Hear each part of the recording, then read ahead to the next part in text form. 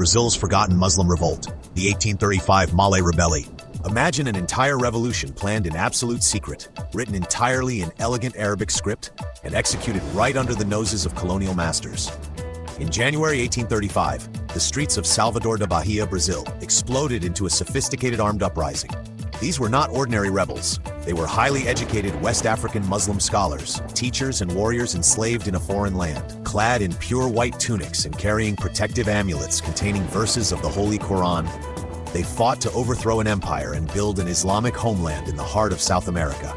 This is the incredible, untold mystery of the Malê Revolt, the most organized urban slave rebellion in the history of the Western Hemisphere. Welcome to Global Mystery Nexus, where we unearth the forgotten chapters of human history and decode the profound secrets of our past. I am your host, Shahid Shiraim Husani. Today we travel back to 19th century Brazil to investigate how African Muslims permanently altered the trajectory of a superpower. Before we move forward, I have a quick request.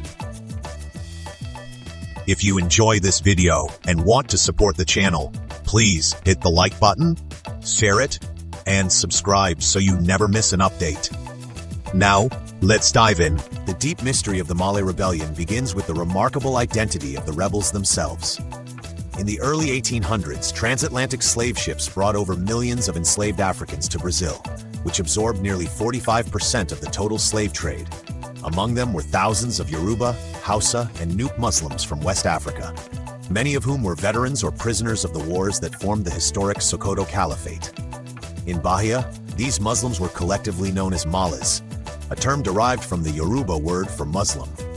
Unlike the local colonial authorities, who were frequently illiterate, these enslaved African Muslims possessed a high degree of literacy, sophisticated craftsmanship, and advanced theological training. They operated secret Islamic schools, known as madrasas, hidden deep within the urban quarters of Salvador. Under the leadership of revered scholars like Pacifico Licutan, Ahuna, and Luis Sanim, they pooled financial resources to systematically buy the freedom of their fellow Muslims. They established a tight-knit, disciplined underground network that functioned as a parallel society. This brings us to the core historical paradox. How did an enslaved population manage to build an underground intellectual elite capable of threatening an empire? The second layer of this historical enigma lies in the brilliant tactical execution and communication methods of the conspirators. For months leading up to 1835, the Malê leaders drafted detailed military and political plans written entirely in the Arabic language. Because the Portuguese colonial masters and local police could not read Arabic script, these documents passed openly under their noses. Dismissed as mere religious charms or harmless scribbles, the rebels strategically selected the final days of the holy month of Ramadan for their uprising, specifically timing it to coincide with the Laylat al-Qadr, or the Night of Power, in late January 1835. This timing allowed them to gather legally for communal prayers under the guise of religious celebrations. Furthermore, they coordinated the revolt with a major local Catholic festival, knowing that the colonial guards would be distracted by public celebrations. A complex chain of messages was distributed across the city by heroic figures like Louisa Mahin, a freed Muslim woman, who acted as a key strategist and courier. The plan was flawless, but a sudden betrayal changed everything.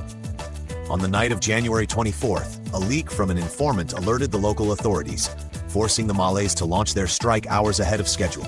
In the early morning hours of January 25, 1835, the silence of Salvador was shattered as hundreds of African Muslims surged into the streets. Clad in traditional white Muslim attire, they clashed fiercely with the Imperial National Guard, police forces, and armed civilian militias. The rebels launched a daring assault on the local prison to liberate their spiritual leader, Pacifico Licutan, turning the urban center into an active war zone. Despite being vastly outnumbered and outgunned, the Malés fought with exceptional military discipline, using spears, swords, and salvaged pistols. The fierce street battles resulted in the deaths of over 70 African rebels and several government troops. Eventually, the superior weaponry of the Brazilian forces crushed the uprising. The aftermath was severe. Hundreds of Muslims were captured, subjected to brutal public floggings, imprisoned, or executed. Crucially, the terrified Brazilian government expelled over 500 free African Muslims, deporting them back to West Africa. Although the rebellion was physically suppressed, it successfully struck terror into the slave-owning elite, sparking a permanent shift in national policy. The fear of another massive Muslim uprising forced the empire to gradually restrict and ultimately end the transatlantic slave trade to Brazil. The Malay Revolt remains a testament to the power of faith, literacy, and organized resistance against overwhelming oppression. These African Muslim scholars refused to let their identity be erased, shaping the geopolitical future of South America from the shadows of history. Thank you for watching. Like, share, and subscribe our Global Mystery Nexus channel for more informative videos.